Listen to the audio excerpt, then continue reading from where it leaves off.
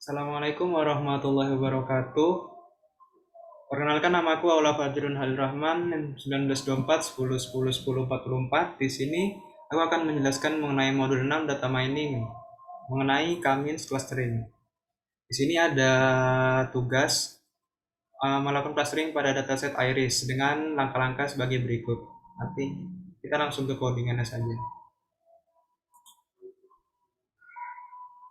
Pertama, kita import library yang kita butuhkan, yaitu pandas, scalar.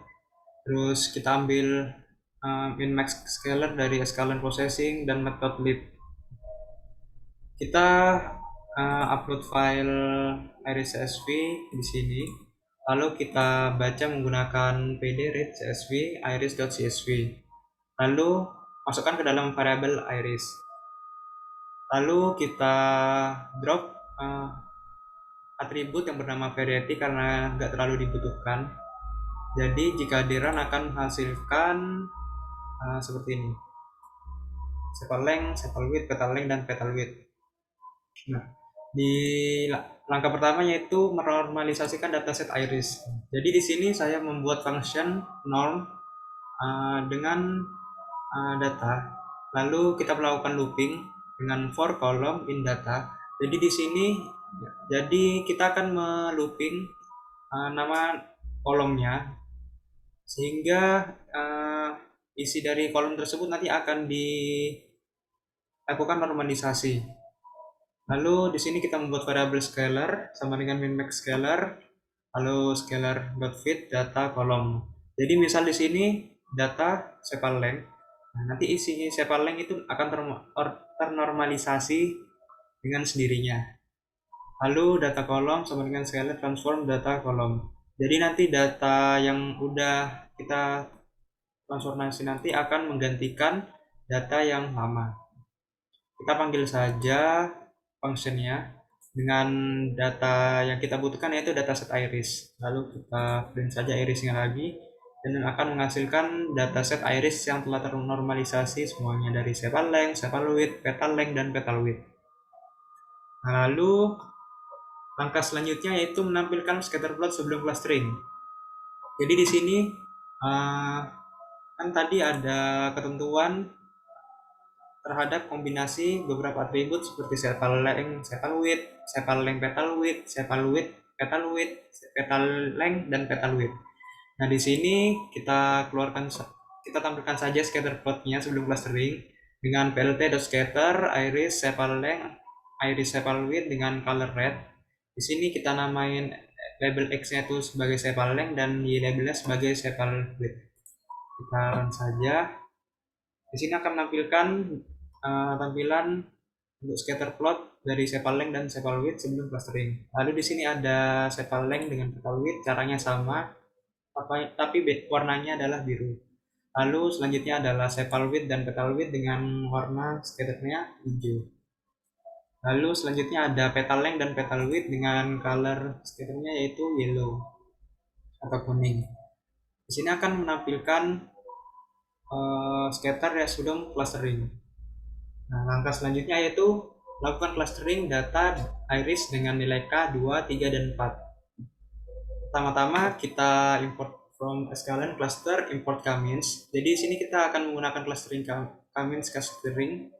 Lalu saya akan membuat function cluster dengan nilai n, atribut 1 dan atribut 2. Di sini nanti n akan diisi dengan kita akan mengcluster seberapa banyak, bisa 2, 3, dan 4. Lalu di sini atribut 1 kita singkat at1. Di sini nanti akan diisi atribut apa dalam dataset iris tersebut yang akan kita clustering. Lalu di sini atribut 2 sama seperti atribut 1. Mengambil nama atribut apa yang akan kita clustering. Lalu di sini saya membuat variabel kn sama dengan k-means, n cluster sama dengan n. Jadi di sini n cluster sama dengan n akan membuat berapa sih cluster yang kita inginkan. Kayak yang tadi kan n bisa dimasukin 2 di sini, maka cluster yang akan kita lakukan adalah 2. Lalu saya membuat Y predicted sama dengan KM fit predict iris atribut 1 atribut 2. Di sini kita akan melakukan predict dan dimasukkan ke dalam variabel Y predicted. Lalu saya akan membuat kolom baru yang bernama cluster. Di sini menggunakan iris log cluster sama dengan Y predicted, dengan isi dari kolom tersebut adalah Y predicted yang telah kita lakukan sebelumnya. Lalu akan di print dan akan mereturn KM cluster centers. Kita run saja. Lalu di sini ada selanjutnya yaitu saya akan membuat function untuk menampilkan scatternya. Di sini n data dengan nilai n data atribut 1 atribut 2. Penjelasannya sama kayak tadi. Kalau yang data di sini ini nanti akan data apa yang akan kita gunakan. Jadi karena di sini kita menggunakan dataset iris, maka nanti akan diisi dengan variabel iris. Lalu saya membuat variabel centroid sama dengan cluster n atribut 1 atribut 2. Ini akan memanggil function yang telah kita buat di atas dengan dimasukkan ke dalam centroid. Lalu sini kita membuat variabel data 1 sampai data 4 dengan perbedaan masing-masing di klasternya. Jadi yang data 1 klasternya sama dengan 0, data 2 klaster 1 dan seterusnya sampai dengan klaster sama dengan 3. Lalu di sini kita membuat scatter plotnya dengan menggunakan plt.scatter. Caranya sama seperti yang di atas. Kita masukkan data 1 atribut 1, data 1 atribut 2, lalu colornya green dengan cluster dengan 0. Nanti ada label cluster dengan 0. Ini berbeda warna, green, gray, yellow, dan blue, dan labelnya akan beda. Lalu kita membuat plt scatter centroid 0, centroid semua 1 dengan color red, dengan marker bintang dengan label centroid. Di sini akan set label dari X dan Y-nya sesuai dengan data yang telah kita masukkan di awal tadi. Kita run saja. Nah, karena kita sudah memiliki function untuk mengerjakan langkah-langkah selanjutnya, kita langsung saja ke sepal length dan sepal width. Nah, kita langsung saja panggil source scatter. Di sini kita melakukan clustering 2 kali dengan dataset iris dengan atribut sepal length dan sepal width. Kita run saja dan sini akan menampilkan sepal length dan sepal width yang telah ternormalisasi dengan klasternya sebagai berikut. Di sini akan menampilkan scatter plot dari sepal length dan sepal width. Di sini untuk yang klasternya di sini sama dengan 0, maka akan masuk ke sebelah sini warna hijau. Terus yang klasternya sama dengan 1 akan berwarna abu-abu atau grey. Untuk yang warna merah ini adalah centroidnya. Lalu untuk yang clustering 3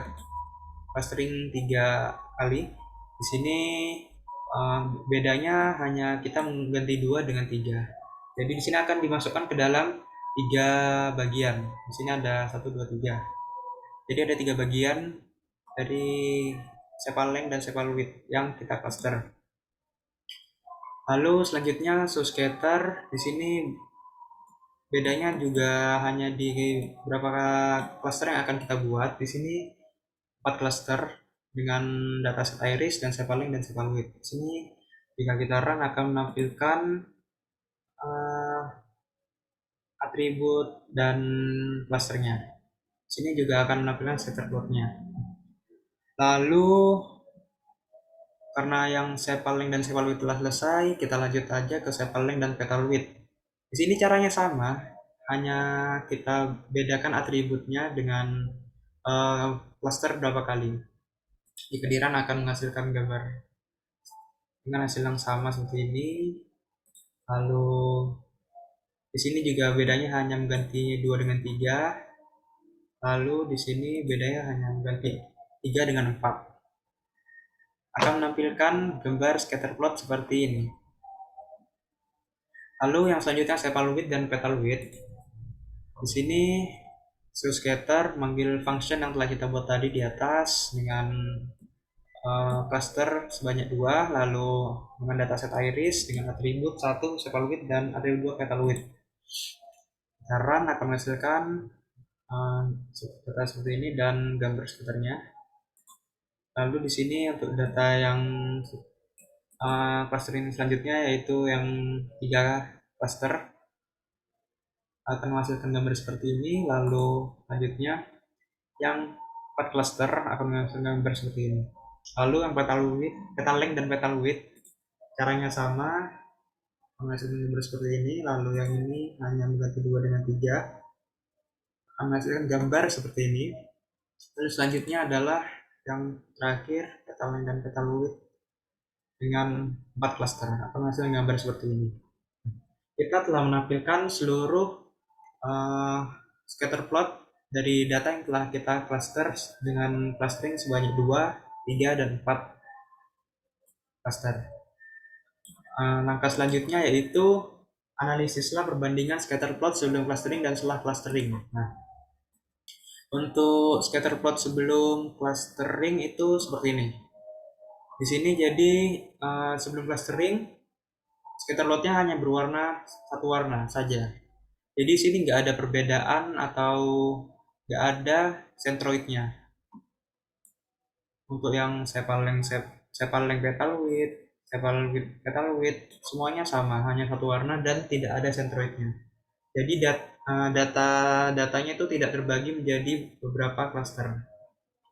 Nah, jika sebelum clustering akan menghasilkan gambar scatter seperti itu, maka setelah clustering akan menghasilkan gambar seperti ini. Jadi di sini kita telah menentukan centroid atau titik yang mendekati dari semua data ya, yang kita dari semua data sepal length dan sepal width. Di sini ada centroid di sini dan yang warnanya berdekatan dengan centroidnya maka itu akan masuk ke satu cluster. Jadi satu cluster. Jadi perbedaannya di situ. Jadi misal ada 3 centroid maka akan dibagi menjadi 3 cluster. Jika ada 4 centroid maka akan dibagi menjadi 4 cluster. Jadi jika sebelum clustering data-data tersebut tidak akan dibagi sesuai dengan centroid yang paling dekat. Nah, maka setelah di clustering, gambar akan menunjukkan data-data yang telah di cluster sesuai dengan centroid yang paling dekat dengan data tersebut. Lalu selanjutnya itu menentukan manakah kata terbaik jika dilakukan analisa secara visual. Jadi di sini jika kita lakukan analisa secara visual, maka menurut saya yang paling bagus yaitu K2. Kenapa K2? Karena di sini K2 telah jelas di pembagian klasternya. Jadi misal centroidnya ada di sini, maka yang data yang berdekatan itu bagian sini, dan yang jika centroidnya ada di sebelah kanan ini, maka data yang berdekatan ya yang paling dekat sama centroid ini. Jadi udah dibagi gitu dengan jelas dan rapi lah. Kalau untuk yang K3 ini menurut saya kurang karena di sini masih ada data yang berdekatan berhimpitan gitu. Jadi di sini belum pasti sih. Jadi data yang dekat ini bisa saja masuk ke centroid yang sebelah yang di tengah ini, maupun yang di warna abu-abu ini bisa masuk ke centroid yang sebelah kanan ini. Untuk data yang keempat apalagi ini banyak data-data yang berdekatan. Jadi perbedaan antar cluster itu kurang beda lah. Nah, ini juga untuk yang sepal dan petal width. Di sini sudah langsung ditunjukkan gimana perbedaan antara cluster antar cluster dan persamaan per cluster. Jadi satu cluster ini sama. Jadi menurut saya memang yang terbaik itu dari secara visual. Kalau kita lihat langsung dengan mata kita secara langsung, maka yang terbaik yaitu K2. Di sini malah data yang keempat ini semakin menyatu gitu. Jadi kurang terlihatlah perbedaan antar klasternya. Nah, untuk yang kedua yang di Cephaloid dan Petaloid ini malah terpisah. Jadi di sini sudah sangat jelas perbedaan antar klaster. Di sini yang keempat malah menumpuk. Nah, ini yang untuk petal length dan petal width di sini terlihat sekali ya perbedaan antar klaster. Jadi jaraknya malah agak jauh di sini. Lalu di sini sama kurang terlihat perbedaannya. Dan di sini yang keempat tambah kurang terlihat perbedaannya. Jadi menurut saya tetap yang terbaik yaitu K sama dengan 2. Sekian dari saya. Kurang lebihnya mohon maaf. Wassalamualaikum warahmatullahi wabarakatuh.